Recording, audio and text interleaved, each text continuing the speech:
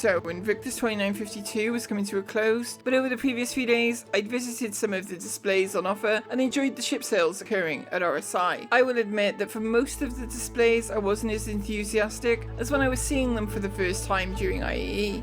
That's to be expected, I think. First time seeing all of these out on display, and the ceremony around them was quite an experience. This event is focused on the UE Navy though, and so only military ships get a show. This is in contrast to IAE, where ships of all kinds make an appearance. But one manufacturer is conspicuously absent from the proceedings: Drake Interplanetary. Drake do not hold any contracts with the Navy, so they are not invited to take part in Invictus Launch Week.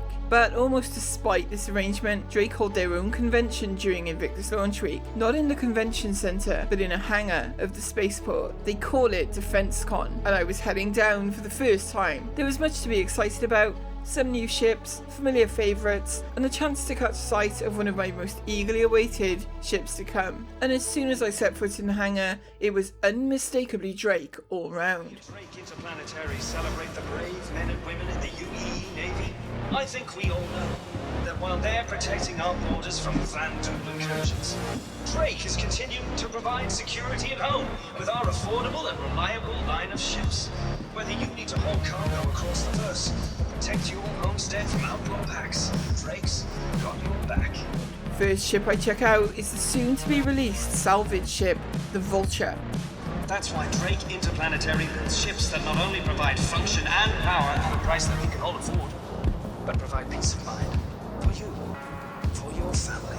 And this Drake-style door controller is very cool. I hope to see this on more Drake ships in future, including one ambitious and released ship we'll catch sight of later. We've all been there. Some ship pops up on your scanner and they don't look friendly. Sure, you could try to call local law or the Navy. But who are you kidding? You'll be blown up and picked clean long before they show up. Stock up on one of Drake's versatile, combat-tested ships, and it'll be the Outlaws that'll holler and fool. Welcome to DefenseCon.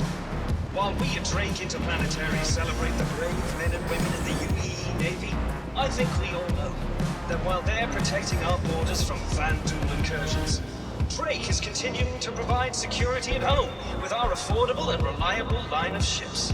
Drake's got your back. The Vulture is certainly very cool and will usher in a new kind of gameplay with salvage on the way in 318. But there was also a brand new ground vehicle, the Mule, on display. This isn't a vehicle that particularly appeals to me, but I imagine with the upcoming cargo refractor its ability to move 1 STU boxes will have a tremendous amount of utility. And no Drake display would be complete without many, many cutlasses.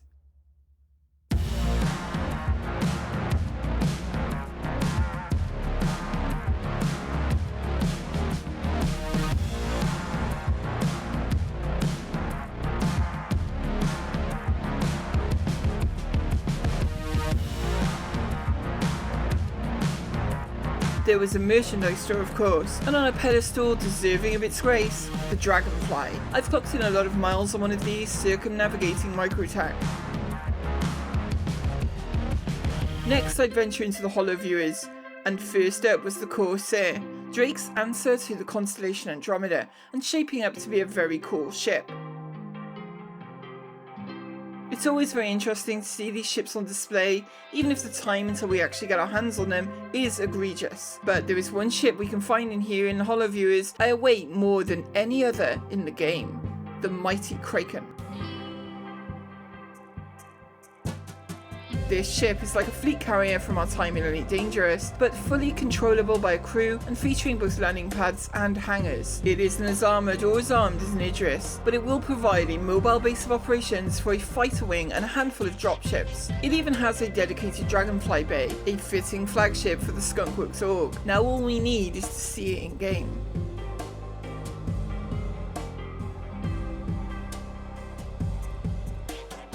And the closest I get to it for now was seeing its commercial run on the big screens in the hall.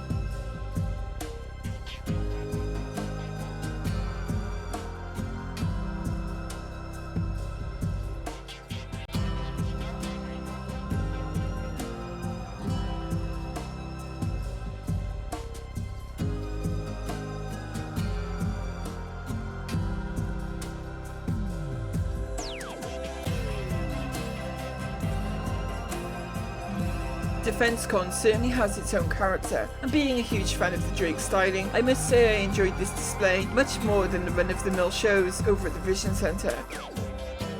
It will be another year before we see this again, and who knows where the game will be by then, what we'll have gained in the meantime, and what ships are on their way to us and being shown for the first time.